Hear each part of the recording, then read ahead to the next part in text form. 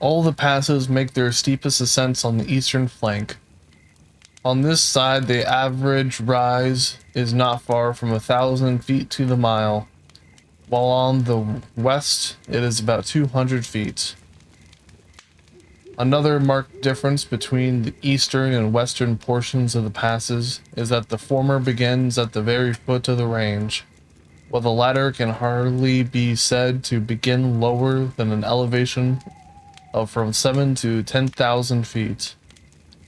Approaching the range from the gray levels of Mono and Owens Valley on the east, the travelers see before him the steep, short passes in full view, fenced in by rugged spurs that come from plunging down from the shoulders of the peaks on either side.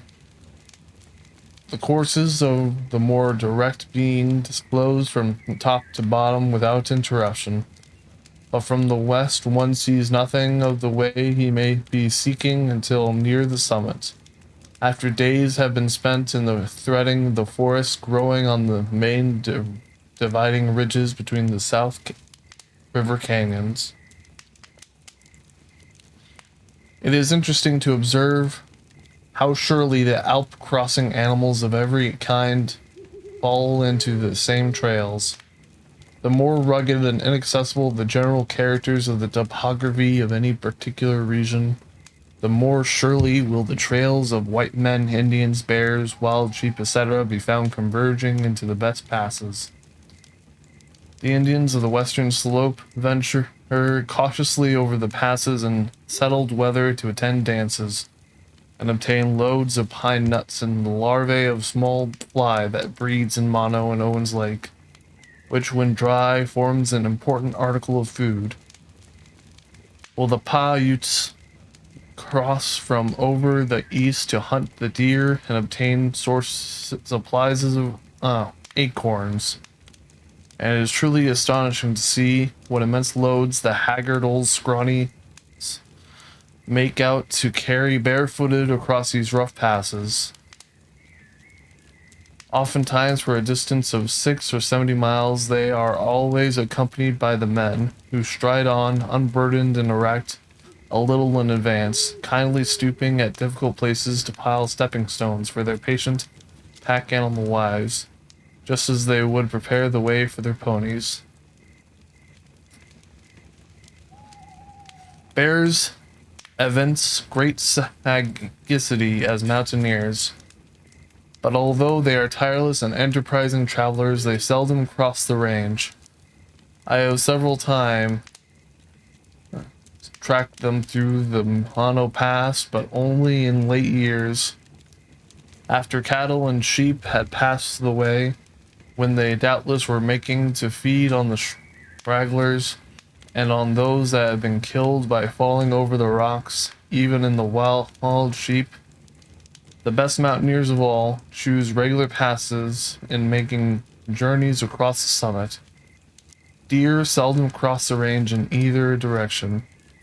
I have never yet observed a single specimen of the mule deer of the Great Basin west of the summit, and rarely one of the black-tailed species on the eastern slope, notwithstanding many of the latter ascend the range nearly to the summit every summer to feed in the wild gardens and bring forth their young. The glaciers are the path makers, and it is by them that the courses of all mountaineers are predestined. Without exception, every pass in the Sierra was created by them with the slightest set aid or predetermining guidance from any of the cataclysmic agents. I have seen elaborate statements of the amount of drilling and blasting accomplished in the construction of the railroad across the Sierra above Donner Lake. But for every pound of rock moved in the way, the glaciers which descend east and west through the same pass crushed and carried away more than 100 tons. The so-called practicable road passes are simply those portions of the range more degraded by the glacial action from their adjacent portions, and degraded in such a way as to leave the summits rounded, instead of sharp, while the peaks, from the superior strength of hardiness of the rocks, or for more favorable position, having suffered less degradation, are left towering above the passes as if they had been heaved into the sky by some force acting from beneath. The scenery of all the passes, especially at the head, is of the wildest and grandest description. Lofty peaks massed together and laden over their bases with ice and snow, chains of glacier lakes, cascading streams in endless variety, with glorious views westward over a sea of rocks and wood,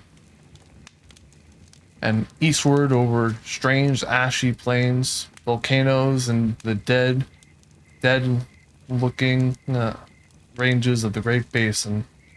Every pass, however, possesses treasures of beauty all its own.